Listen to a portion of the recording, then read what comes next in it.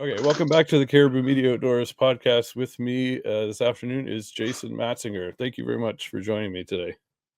Absolutely. Appreciate you having me on. Yeah, thanks. I've been following you for a while. I found you. I was trying to pick my brain. I found you through, I want to say Tim Burnett. When I first Googled bow hunting, I kind of got into it later in life. I did it a little bit as a kid, and then was on the high school archery team, and then kind of got away from it completely.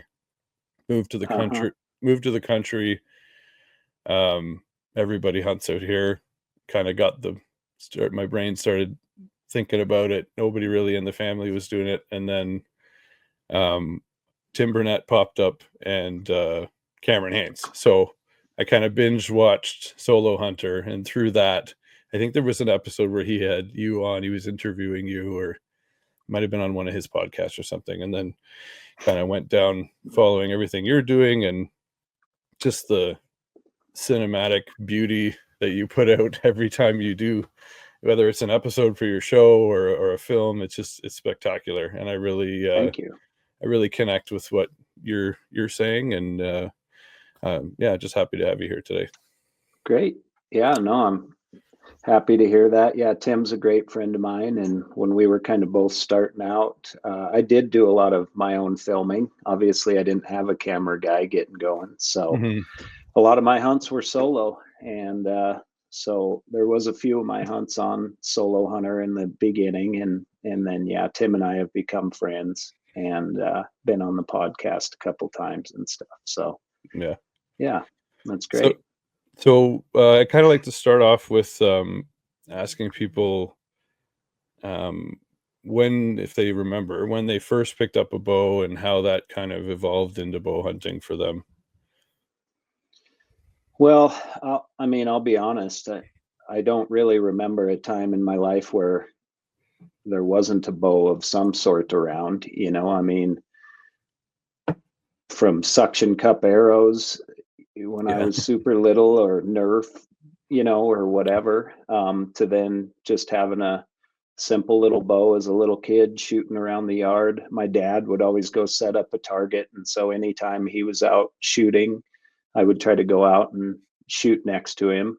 Of course, I could only do the closest range at best, and then he would have to move back from there. But, I think the transition of shooting a bow into like really becoming a hunter was getting out there and doing it, Mm-hmm. experiencing it, and having that mindset and knowing you got to get so much closer than you ever have to even have a chance at success, and then going out and going through the motions of trying to make that happen, and the respect gained, and just how hard it was, and the rewards of when you finally did get close to that first animal.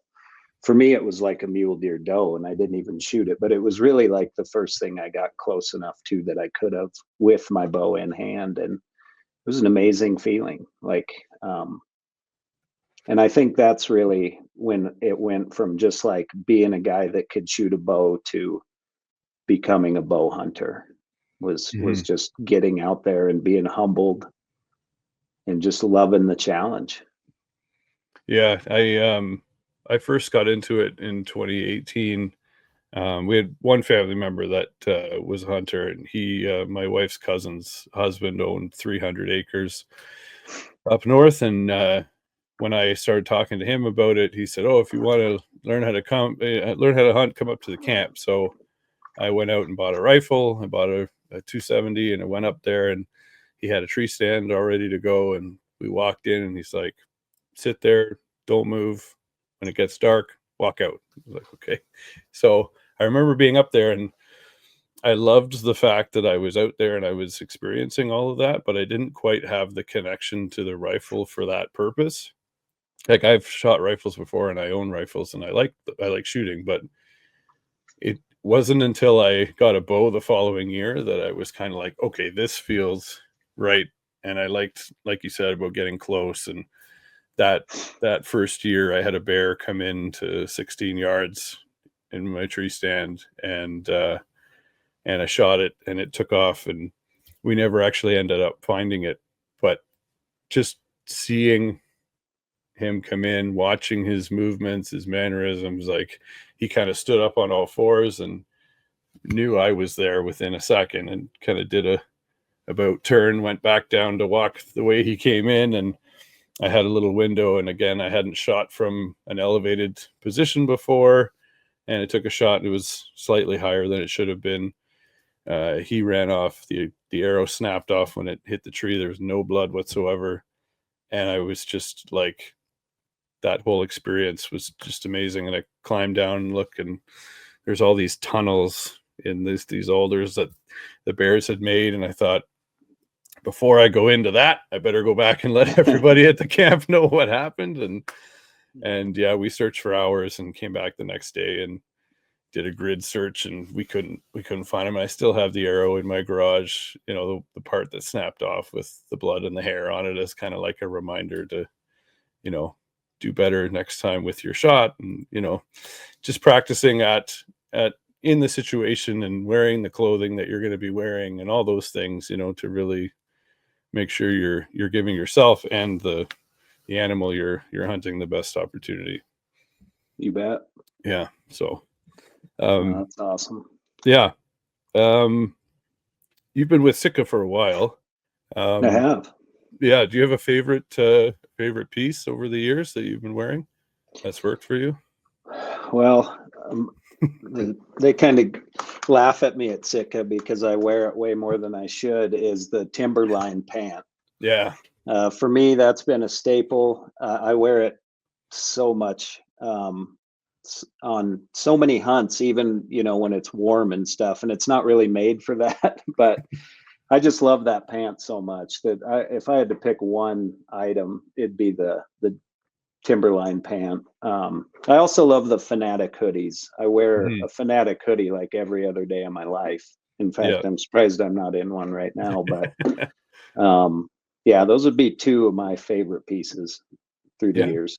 Yeah, those hoodies are so comfortable. I wore Sitka for a couple of years and absolutely love them. Same with those pants. And I remember I told a story, like I do some product gear reviews on my YouTube channel, and I was talking about some of the Sitka stuff that I had, and I had gone into up at our cottage. I went in to pull the dock out, and water was pretty cold. I had waders on, and found the hole in the waders, and got pretty wet pretty quick, and then got out and thought about John Barklow and his rewarming drills that he's done. So I put all my Sitka stuff on, jumped in the truck and drove home, and I got out of the car, and every single piece of clothing that was soaked, that I didn't even wring out beforehand, was completely dry when I got home. And I was like, this stuff works exactly, you know, what they're saying. And it's pretty incredible. It's pretty incredible stuff. Yeah, it really is. I mean, you can rest assured that by the time it comes to market, there's been a lot of testing that's gone on to make sure it's something they're going to be proud of and stand behind. Absolutely. And Mystery Ranch, I've got a couple of Mystery Ranch packs myself. Do you have a favorite from them, or it depends on the hunt? Maybe it kind of depends on the hunt. Yeah, I mean, I ran the Pintler for a really long time. On longer hunts, like, you know, multi-day overnight hunts, I like the Marshall. That's a good one. It really just depends on which hunt it is that I'm going after, you know. Yeah, my son and I went to BC on an elk hunt. My another cousin of my wife lives out there, and he's a guide out there. So I had bought the Beartooth 80 and took that, and my son had the Metcalf, and they were bulletproof the whole time, like just absolutely perfect for what we were doing. And yeah, it was quite the adventure.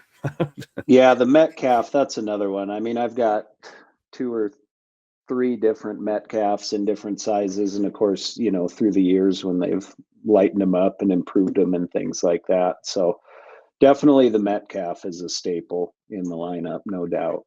And when wanted to ask you, when you opened up the box of the new Prime form and pulled that out, what were your thoughts on that new bow? Well, initially, obviously the first thing that I thought of was just how different it was right out of the box. I mean, you could see it visually, it was different. The concept was something I had never seen before. I was super excited to shoot it because, being with Prime for so many years, I know, once again, kind of like Sitka, I know that if Prime is putting something out, they have researched it and shot it and tested it to the nth degree. I mean, I've never seen a company that puts so much emphasis on testing their own products and designing machines that do testing on their products that aren't even available, for Mm, other manufacturers. Like mhm, Grace Engineering, that's the beautiful thing about G5 and Prime and those guys, is they're engineers to begin with. So they're able to manufacture machines that tolerances are so low, but then also be able to put tests on their products. Like, I mean, I've never seen anything like it. So I knew that if they were going to go this crazy and different with the design, that it mhm. was going to be good. And it has been. That bow is a shooter. I mean, Yeah. I had so much confidence in it. I really only had about a week and a half to get it set up before I started bow hunting, but it just fell right into place. I mean, and I had my best archery season in years with it. Wow. So shot my biggest antelope with a bow, shot my biggest whitetail with a bow, killed a great bull elk in Montana. And all of them were you know, just Mhm. great hunts. So yeah, I Yeah. can't say enough about it. I'm super excited about the what's going to happen with that for those guys. Yeah, whenever I talk to people about it who are kind of on the fence, it's like the only reason why, well, people are gonna like it, people are not gonna like it visually because generally people fall in love with how a bow looks before they ever pick one up. But I think because it's combining two things that have always been separate, it might take people a second to put it together. But it's so well, like you said, it's so well constructed. They put the carbon in the right places where the carbon needs to be, and they put the aluminum in the right places where the aluminum needs to be. And again, that they've been manufacturing for generations. They make all different kinds of things, not just archery equipment. They're in the medical field. They're making all kinds of different products. And like you said, they test things to the nth degree before they ever would put something out. And to watch that video, the promo video that they did where they put like 1,400 pounds on the Yeah, on the riser and it just slipped off the machine. It didn't right. break, didn't break. And it was like, oh, Yeah, wow, I that's know. That was incredible. impressive. Yeah, Pretty it really incredible. was. Yep. Yeah, so that's definitely what I'm looking. I did have a Nexus 4 a few years ago that I shot for a while, which I loved. I Hmm. really liked that one, and looking forward to getting to shoot the form and see what it's all about. Everybody that I know that has had a chance to shoot it just says all good things about it. So It yeah, was, yeah, it was a great season. Me and several of my friends that also shot them. I mean, just yeah, all agree. It's an amazing bow.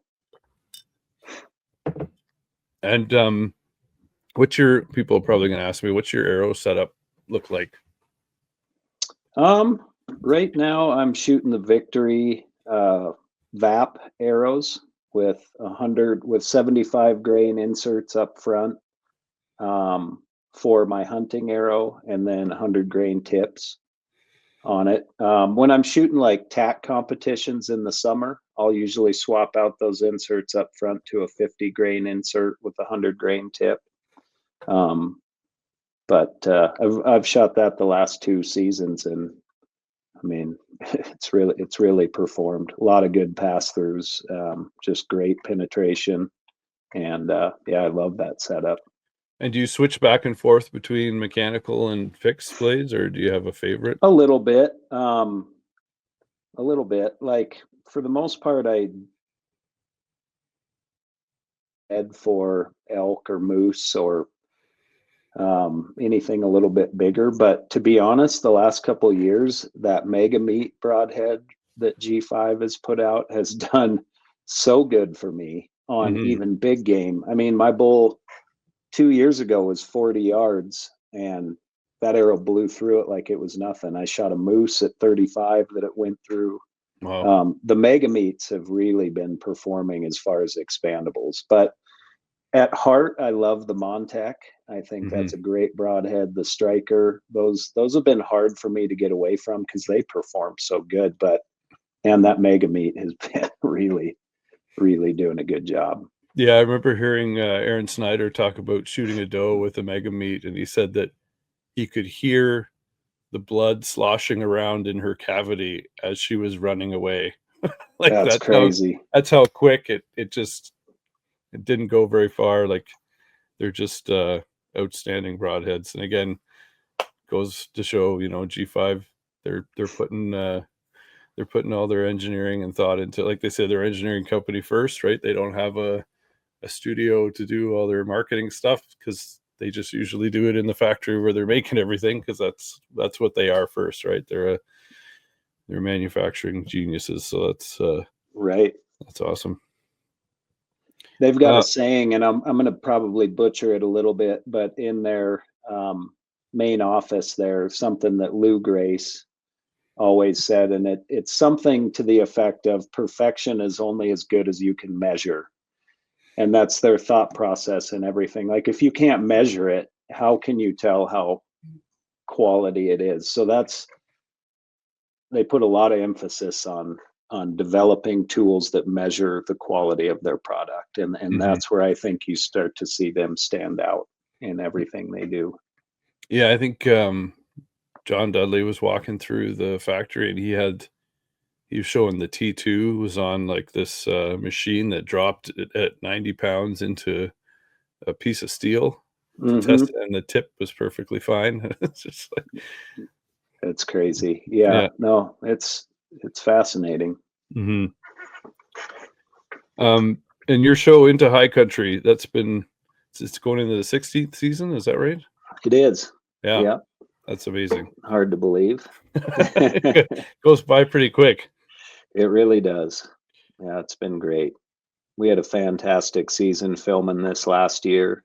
Um, yeah, I'm excited to start putting it together. I'm kind of at the phase here. We're going to get into editing mode and cranking episodes out. And, but looking back on it, just kind of pulling up the hard drives and starting to dig into it a little bit. It's exciting hunting Hmm. with my boys a little more. I filmed my youngest son shoot his first deer this year. And I mean, that is hands down the best reaction in 16 years of filming the TV show. Well, in my entire life. I mean, I've just never seen anything like it. It's such a special and genuine moment. Um, Happy tears, it's, right? oh yeah, big Yeah, time. that was an amazing moment. I saw the clip you put up there, and just so he said Yeah. it, he's so proud of himself. Yeah. Yeah. And there's so much more to Awesome. that keeps going on that I can't wait to show. I mean, Yeah. I told him to describe how he was feeling, and he said something to the effect of, it's like he had super speed in his veins or something like that. Yeah. That's Um, awesome. yeah, just a lot of good stuff, and hunting with one of my best friends, Jeff Helm, this year, and we were able to take two bulls kind of in a few days, and just got some great encounters, great hunt, just what it's all about kind of deal. Hmm. And just got back from Spain with my girlfriend. We went and filmed over there, had a great hunt. um, I kind of ended up going on that last minute. Spain typically wouldn't have been a place I would have thought of to, be one of the first places I would have went to. But man, after going there and experiencing it and seeing the game and the people and the culture, we want to go back. It was awesome. So a lot of new kind of faces are going to start to appear, I think, on the show with my boys, and my dad's always kind of been on there, but with Yeah. hunting with my girlfriend a little more now. Hmm. Um, it's kind of a cool evolution to um, the show after 16 years. It's we evolve as hunters, and what your goals are year to year are different, and the TV show is no different. I always want to see it grow. I always want to see it change. I always want it to be genuine. I never want to. This year just makes me super proud to look back on because it's all of those things. And yeah, it's going to be a fun one to put together. And was it fallow deer you were going after in Spain? So the main kind of animal that she wanted the most was an ibex, a southeastern Iberian ibex. So we kind of prioritized that as number one. She was able to get one at the end of day 2, so it left us like 3 solid days of hunting. So we moved to a different area about 2.5 hours away. We were hunting the ibex in Granada, and then we moved about 2.5 hours and hunted mouflon and fallow. And we ended up, she took a fallow and a mouflon, and then I got a fallow as well. So nice. Yeah, just so much fun. That's awesome. So much different, and what a great time of the year to get out of Montana and go visit somewhere a little warmer where you can hunt some critters. Yeah, and change of scenery is always nice, right? No doubt. Yep. And her artwork is absolutely spectacular. I've seen some of the images that she puts out, and they're just phenomenal, which is awesome. It's incredible to see what she kicks out every time. It amazes me. So each one is so unique, and yeah. Are you do you do a lot of the editing yourself then? I do. Oh yeah? Yeah. That's awesome. Yep. Through the years I've had help with some of the seasons, a few episodes every season for a few. But overall, in 16 years, I've done 90% of the editing for the show. Yeah. I do get help when it comes to the like documentary films, the longer form films. I will get some help from a friend of mine, Andy George, on that one. But yeah, and now recently I've got Sam Sarbacher is his name, working with me. He's been working for me now for going on, I guess this would be 22, 23, 24. This will be our 4th season. And so he's really gotten in a groove with doing, the look and feel of the show. And so he started editing more episodes, which is nice, kind of take a little bit off my plate. Is it hard? Is it hard giving over that to people? It is your own thing. Yeah. It is. I do. Well, I don't do the scope that you do at all, but I'll do videos I have a barn that's empty now. We used to have animals, but not anymore. And I'll do my review videos in there. But then whenever I go out, I try and film the trip. So when we went out to BC, I had all this footage, and I came back, and it was like, it's a little daunting, but I was kind of happy knowing that in my mind, I knew what I had, but it's the whole process of putting it together, putting it to music. That's something that I really enjoy doing. So I started to, whenever I get to that size of like a multi-day, I think this was like an 8-day trip we went on, I'll break it down into folders, day 1, day 2, day 3, day 4, just so I'm not, scrolling. Did I miss anything? Right. Trying to pull clips here and there and all over the place. It's a little easier to keep things going straight ahead. But yeah, that's awesome that you still do that yourself. Yeah. I mean, I really enjoy it. Greatly inspired by music. So a lot of times that's kind of what I look for first, is music that kind of fits what I'm after. And once I find the right song, I really enjoy it. I mean, the whole process, I enjoy, I started this because I love filming wildlife and I love filming hunting. And I ended up with a big enough archive that I could make something of it, and then ended up with the TV show. And then the show needed a host. So then I started to have to just set the camera up and walk out in front and talk in front of it. And then, and I filmed a lot of my hunts that way too for the first several years. And so, it was kind of a one-man band for years in the beginning, and it forced me to learn all aspects of this business as far as, having a hunting TV show. And I'm glad it worked out that way. was self-taught with like watching DVDs and just trying to figure out the editing. And yeah, so I love every part of it, from putting it together to trying to figure out a good story that maybe will connect with like diehard hunters, but also people that are maybe watching hunting for the first time and trying to form their opinion. I like to try to find that balance. Mm-hmm. And obviously I love hunting. So there isn't a part of what I do I don't enjoy. I wish I didn't have to sit at a desk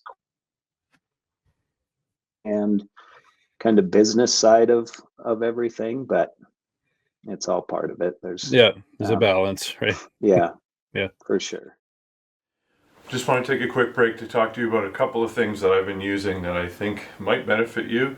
One is this Numa Outdoors gear. This is in their Casa OV pattern, which is great whitetail pattern when you're up in a tree in the fall and late season.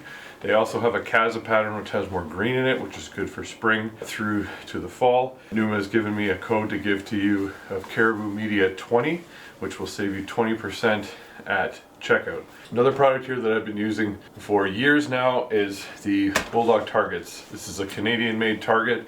They're made in Manitoba. They have a lifetime warranty. I've used that warranty twice now on a couple of my larger targets that are outside. It's very simple, very easy. These targets are 2-finger removal every single time, which is incredible. Field point only target. Bulldog's been gracious enough to give me a 20% discount code to give to you at checkout. Use code BD20-Caribou-Media. That'll save you 20% on these awesome targets. Now back to the show. Yeah, there's been a couple. I mean, everything that you put out, I love, but there's been a few that have really stuck with me. Like, I had no idea that there was landlocked land out there until that one film that you put out explaining how, that there's areas that will cross and teeve off with each other, and you technically are trespassing if you're Right. even climbing over the fence, right? It's just, Yeah. it's incredible how there's so much land out there that you can't access unless you're getting dropped off by a helicopter or some other way. I think there was another guy that did a film, I think it was with Matthews this year, where he learned how to fly one of those 2-seater Ultralights. Yeah. Yeah, I saw that. Yeah, similar deal. I mean, unless you can get permission from a private landowner to access that land, there's only a couple of ways that you can get there. And that was a super fun film to do. I mean, what an adventure and what a story to tell. That was, a lot of the research done by OnX and Theodore Roosevelt Conservation Partnership. I mean, they did the heavy lifting of all the research that was put behind that film. This was just a way to get that information out to the bigger public in a way that was easier to obtain than just reading information, Right. So that was a super fun film, and we definitely turned a lot of heads with that one, made some waves. And Sheep Show, how was that this year? Sheep Show's always great, in my opinion. I love the vibe. I love the people. I love the energy in the room when a lot of those items are going up for auction, and it's such a feeling of pride leaving there every year. Just seeing the money that's raised for wildlife in such a short amount of time. It's impressive, and it's very, I guess, motivating to want to work harder and do more. Mm-hmm. Yeah, I know that they do a lot. Like the Wild Sheep Foundation does a lot for sheep, and I don't know. Kind of, I've never been to the show, but it looks like an awesome event. Do you think that particular event, because it looks like it's a pretty big gala and there's tons of money that are raised, do you think there's more emphasis on raising money for sheep than some of the other species? Is there a reason for that, do you think, or am I kind of out in left field with that? Yeah, I mean, there's definitely more of an emphasis at Sheep Show of specifically raising money for sheep. I mean, obviously the work that's being done and the money being put into the resource helps an abundance of wildlife and plants and vegetation and things like that. So even though the focus is greatly on sheep through that organization, I mean, it does help all wildlife, and not all of it's directed directly at sheep. Hmm. The thing about sheep is they're a fragile species. There's not many of them, and there's not enough money that comes in through the state and federal agencies to take care of them Right. and maintain the herds. Not only maintain the herds, but hopefully grow the populations. If we relied solely on that kind of money, sheep would be in a really rough place. So, I think I've heard Gray something to the effect of like 78% of all funding for North American wild sheep on this in North America is done through the Sheep Foundation or Oh, wow. organizations like it to supplement where we just don't have the money Mm. in our state and federal programs for sheep specifically. Right. So that's why there's a big emphasis on sheep. They need it, you know. They need it as much as any other species right now, like the mule deer as well. Another fragile species that requires a lot of attention. It's just not quite as expensive to do the work on mule deer as it is sheep, mainly a lot of times because of where they live. Right. And a lot of the diseases they can get by mingling with the domestic sheep too, like their Movi was, I don't know if Yes, it's still a it big is. issue for them, and there's groups that are going around and trying to inoculate them, to help give them, medications to improve their health, and Yeah, just help. there's progressive thinking and testing being done to try to figure out a way to where they can coexist a little better than they have. I mean, I know right now they try to keep a separation between domestic and wild sheep of at least like 16 miles is what they figure it takes, but Okay. there's challenges with that. I mean, it's hard to find places to put sheep and meet all these needs that they require. So one big thing in getting more sheep on the mountain is figuring out how to mitigate this transfer of disease between domestic and wild sheep. If we can figure that out, it's going to open the doors for us to hopefully get sheep in a lot more places. Hmm. And they also have a nice, they have the less than one club, which a lot of people might not know about, where, a lot of people will be like, oh, I'll never go on a sheep hunt. It's too expensive. I can't afford it. But they have draws at these events for people specifically who have never gone on a sheep hunt. Is that right? Hmm. Yep. Yeah. Yeah, so the less than one club, that's exactly what it is. It's for people that have killed less than one sheep. And It's a great and name.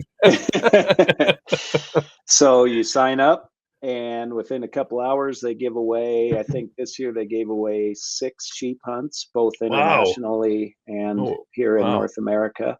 That's amazing. Um, that's the other thing with Sheep Foundation. I mean, they're constantly giving away opportunities or doing raffles to be able to win sheep hunts. And I know a lot of people who have won this stuff. In fact, I was sitting at one of the winners' tables this year. A friend of mine, Bucky, was a winner of the less than one club, and we had just got up and left the table.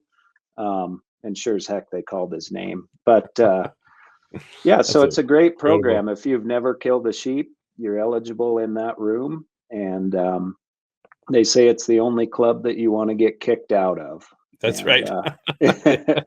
so anytime somebody hasn't shot a sheep and they shoot, their first one, a lot of times they'll, say kicked out or whatever and X Yeah. out the less than one. And no, it's fun, and there is a ton of energy in that room. It is.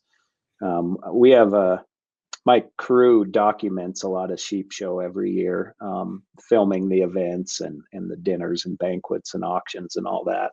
And Hmm. that's always a fun one. A lot of hooting and hollering and big energy. Yeah, I heard one of the auctioned tags went for over $1 million or 1.6 or something, $1.3 million. 1.3. Yeah, the 1.3. New Mexico bighorn tag Wow. went for 1.3, which is the highest item ever sold at Sheep Show.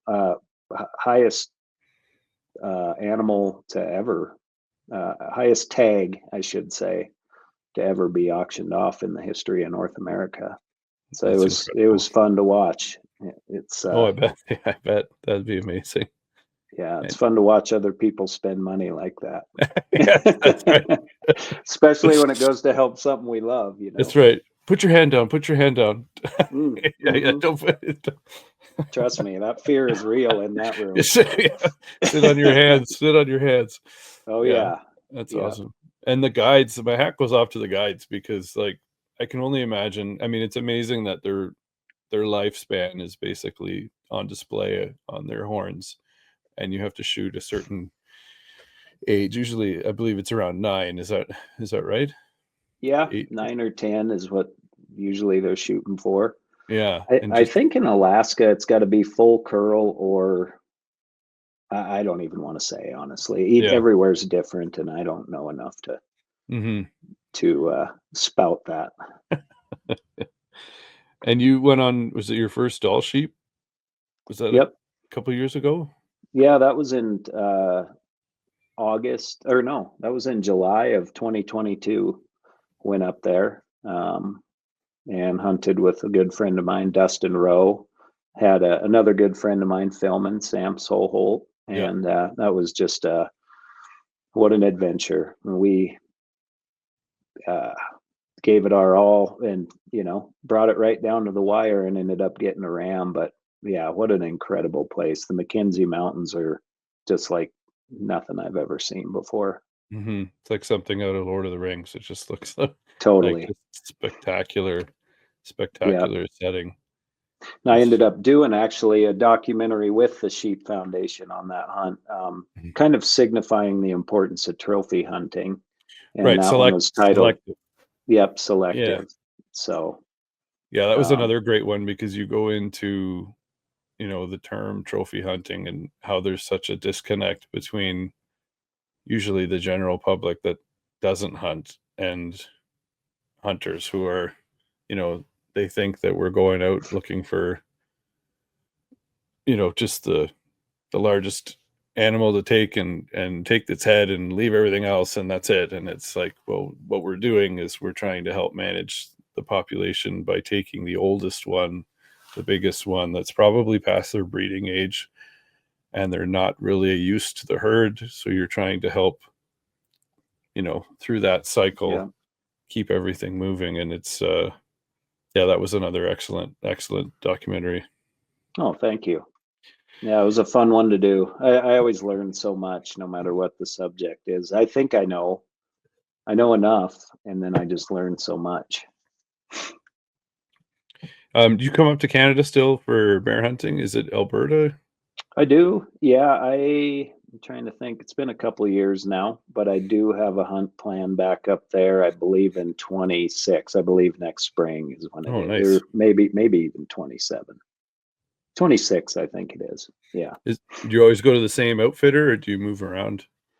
For the most part, I have a friend, family friends in Saskatchewan that we've hunted with for years over there, the Seminoes. And then, yeah, I hunt with my buddy Colin in Alberta, Colin Paley. Um, and I've hunted bears with him for a lot of years. I've hunted moose with him a couple times, and next year we're going to go up and hunt whitetail. That'll be my first time hunting whitetail with him. In Saskatchewan? So, Alberta. Oh, Alberta, sorry. Yeah. Yep. Yeah, they got big deer over there. That's for Man, sure. that's no lie. Yeah, it's amazing. Like sometimes when I see the states, I'm in Ontario in Canada, and I can drive 5 hours and be in Quebec, but if I wanted to start heading out west, it would take 2 to 3 days for me to drive up and out of Ontario. Right. Whereas, in some states you can literally jump borders very quickly. A short car ride and you're in another state. So that's pretty awesome. Yeah, It is. Yeah, and where we're at here in Montana, we got Alberta, Saskatchewan, and British Columbia for the most part right above us. So depending on if I go out of northwest Montana, I'm in BC. If I go straight up, I'm Alberta. If I go, northeast, I'm hitting the corner of Saskatchewan. And so it's nice. It doesn't take us too long to get to those areas typically. I mean, like 12, 14 hours maybe, but that's not bad at all. Yeah, no, that's not bad at all. Yeah. I took my son with me out to BC. He was 16, he's 18 now, but just that experience was unreal. We were already in a northern, my wife's cousin lives in Mackenzie, BC. So he's already 17 hours north of Vancouver. And then we drove another 8 hours north from there. So we were dang. like, we'd pull up to a bridge and he'd stop and he'd like, get that camera of yours out. And I'd walk out onto the bridge and just see this incredible lake and just mountains everywhere. And our mountains that we have here are like speed bumps compared to what's out there. And just like everywhere you look was just spectacular. The fires were going on, so there was a fair bit of smoke, but it was still just an incredible thing. And I remember saying to him, "Oh, like maybe I should," because at the time I had like a 5-pin fixed pin sight for my bow, and I said maybe I should get a slider in case I got to shoot out farther. And he's like, "This isn't going to be like Montana with you come over a rolling hill and there's a herd down there. You're going to be in thick trees, and you're going to be really, really close." So he's like, "Don't change anything, just leave it as is." And we had a couple of opportunities we were calling back and forth, but we weren't able to seal the deal, unfortunately. But just the amount of animals that are up there, bears are everywhere. It's incredible. We ran into a herd of bison on our way to where we were going to camp. And I'm like, where are we? Right. This is just incredible. And just having my son with me to experience that was, we'll never forget that. And so it was really That's awesome. Yeah, I've always said if I ever left Montana, I think I'd go to like central North BC, right in that area. It's unbelievable in there. The amount of species that they can hunt as residents and opportunity right out the door is. Yeah, that was the other thing. When I was trying to get my tag, I thought, okay, I'm just going there for an elk. I don't want to get sidetracked because I have a certain amount of days and I got to get, I pulled him out of school. The school was saying if we kept him out any longer, he might get kicked out. Right? And I had a certain amount of holidays, and it was like, we had to be gone by, day 8 because we were driving back home. And I was all panicking about flying and having something get lost and my boat doesn't show up. The whole thing will be over, right? Like it was just and my wife said, well, why don't I drive out earlier with our daughter and they can have their own adventure on a cross Canada trip, and then we'll fly out and meet them. We'll hang out as a family, and then they'll fly home and we'll eventually drive home. So that's what we did. So it was very cool. It was very cool. Yeah, very, very awesome. But just I could scroll through the amount of animals that were in season up there. Right. I was just like, oh my God. And the lady on the phone, she's like, are you sure you just want an elk tag? I'm like, I'm just trying, I'm trying to not get like my attention, Right. And literally we walked into our campsite to set up, and this massive black bear just comes walking through all curious. And Daniel, the guide, turns to me and goes like, we could have had lunch right there. We could have hung them up, and you had to just get an elk tag. And I'm like, oh, but yeah. Next time we'll get more. Right. You think your kids will want to take over the mantle when you? I don't know. Yeah. I don't know. I mean, my oldest is really into, like working on the ranch.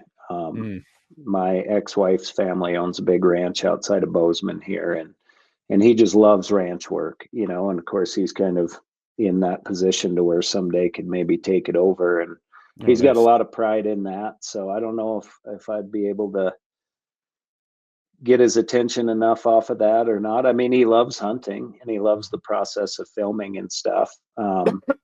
But yeah, he likes physical, like manual labor. He likes working with his hands a lot and Yeah.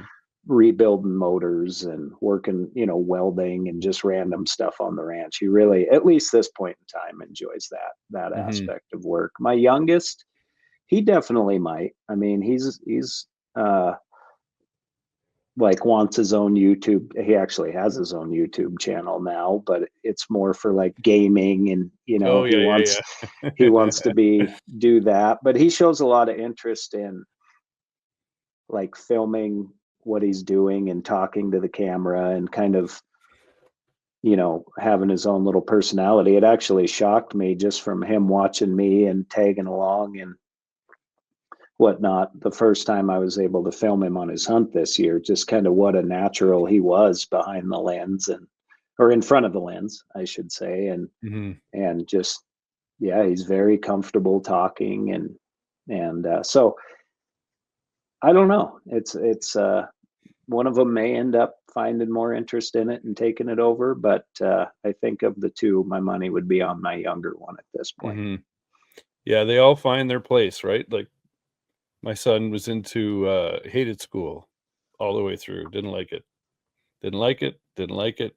Now he just graduated from college as a heavy equipment operator, and he got 95 on almost everything, 95% on almost everything that he did there That's because awesome. that's what he likes to do, right? They had to do Yeah, a lot of stuff outside. Their whole program was basically in the machine digging and measuring and all this stuff, and that was his jam, and he's thriving in it. So yeah, that's great. everybody finds their place. Without spoiling next season that you're about to edit, can you tell us a story from, or it doesn't necessarily have to be from last season, a memorable hunting story? Oh man, this year, well, just like always, I guess they're all memorable. It's it's hard for me to not look back on this last year and just think of the hunt with my youngest son. Um, when I shot my first mule deer, he asked me just the other day. Actually, he goes, "What was it like when you shot your first deer? Did you have to work as hard as we did?" And I said, "No, actually, we didn't." There was a lot more mule deer around, Mm, a lot less hunters, a lot more mule deer. And so when I shot my first deer, um, we had permission. My dad years ago had season tickets to the Bobcat basketball team here at MSU. And we sat next to a family that had a big ranch out in eastern Montana and became friends with them. And so for years, we have hunted out on that ranch. And so I had the opportunity to go out there for my first deer. And like I said, there was just way more mule deer, generally speaking, in Montana at that time. So I was able to get mine the very first and spotted this buck rutting does and was able to slip up this little draw. And but really it was like my first stalk and made it happen. Um, my youngest son this year, like we had to work hard. Um, we do have private land to hunt, and even that being said, it was tough. Like we had a rough drought this year. There was some major fires that happened. hmm. Generally speaking, mule deer are just hurting in Montana. Like our numbers are so far down compared to the days when I was talking, of when I hunted my first deer, that like he had to really buckle down and work hard at it this year to find a mature buck. Like I won't let my boys just shoot any deer. They've got to know the reasoning of why we're hunting, why it's important to take that deer. I know a lot of people, and I don't think there's anything wrong with that, but just kind of let kids shoot whatever they want because they're kids, and don't um and then let them work up just to kind of get them interested in it. But I've seen Right. just as much pride in my kids sort of instilling that, like, no, unless it's an old buck or it's one that's never going to get better, like a cold deer or Right. one that, there's got to be a reason. We're not just going to go shoot a deer. So that being said, trying to find an old deer or one that was just right to take was really tough this year. A lot of young bucks, Hmm. quite a few does, but just no age class. And I mean, we went 3 weeks, not steady, but 3 different weekends in between school where he could go. So like Friday, Saturday, Sunday.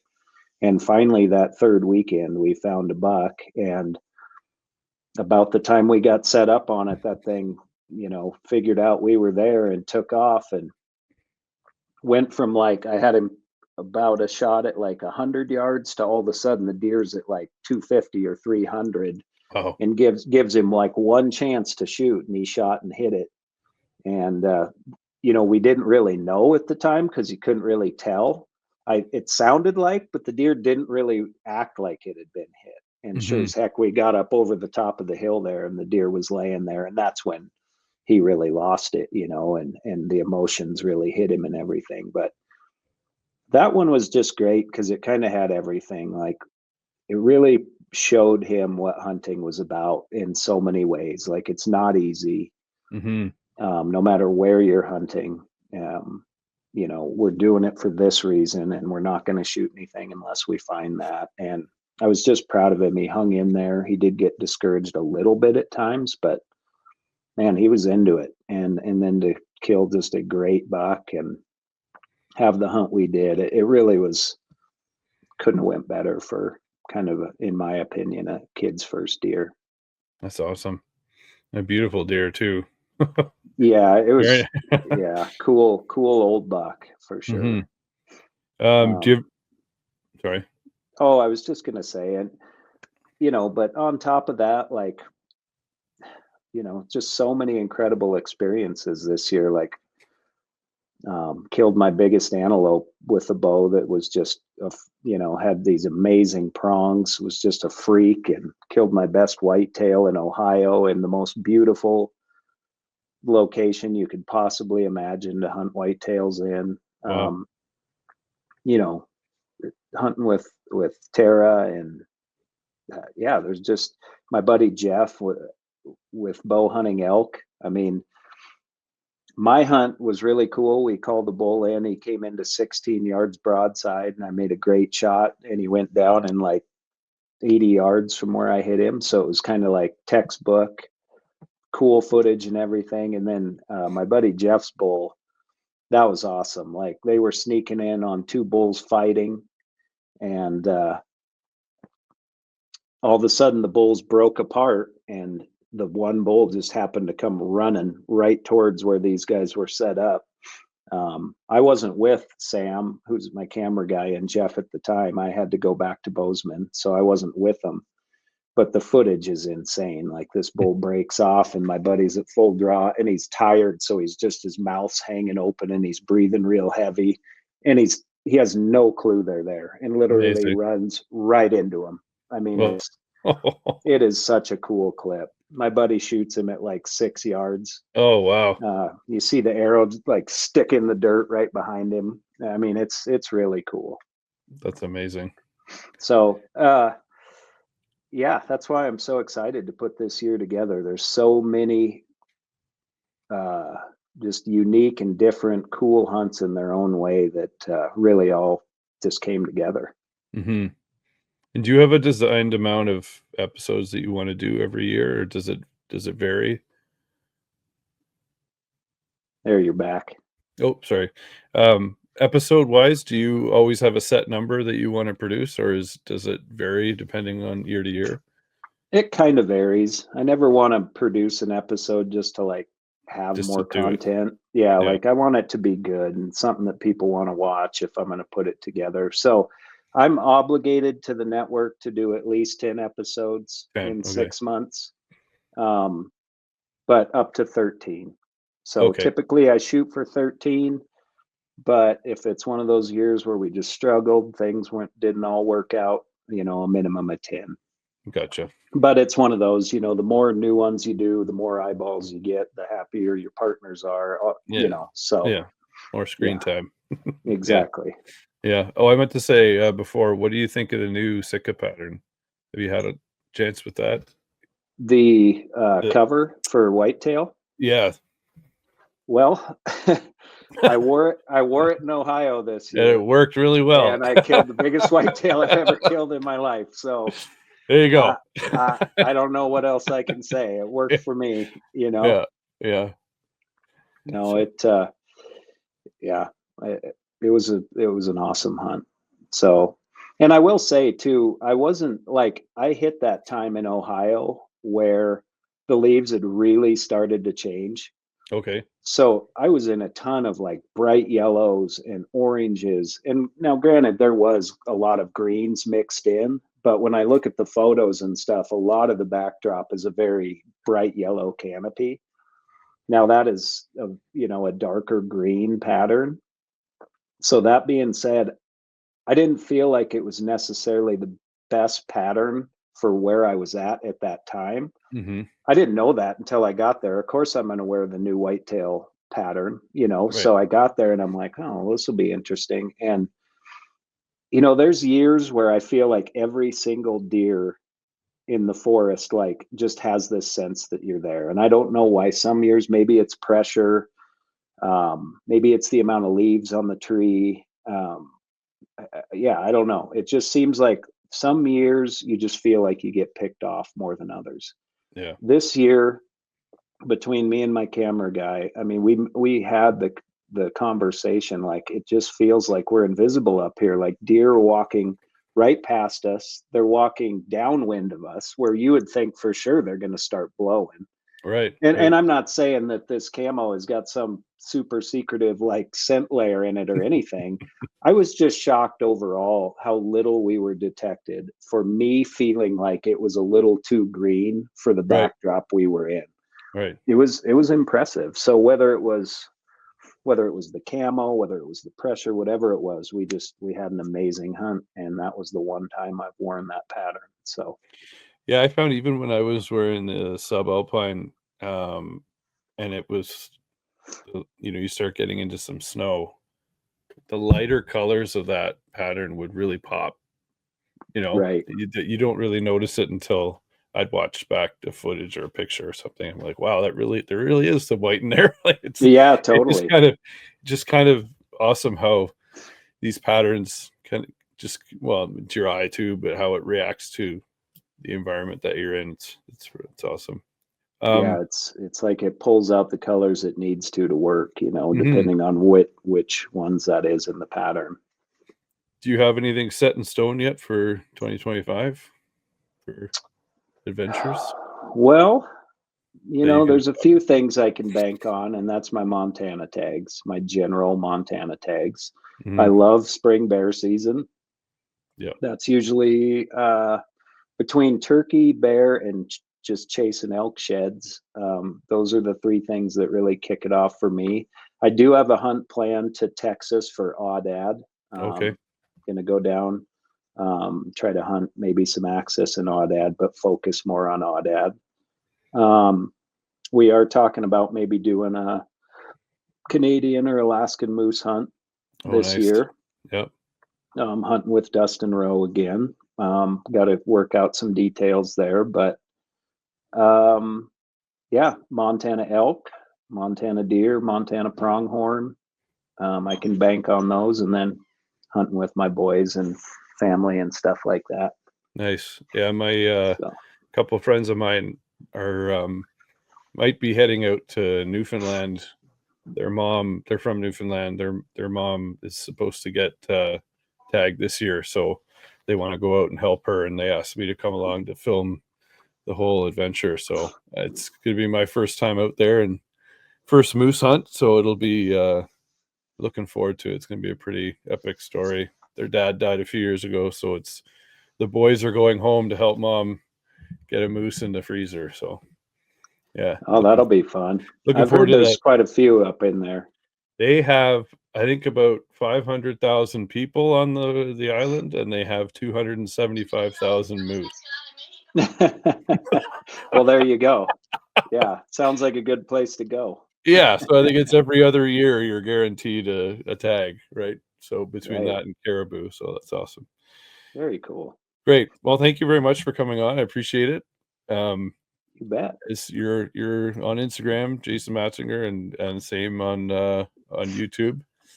So Yep. for You the can find me there. Facebook, TV shows Into High Country. We're off the air right now, but we're on from July to December. Kind of our prime time is Monday nights at 7:30 Mountain Time. there we go.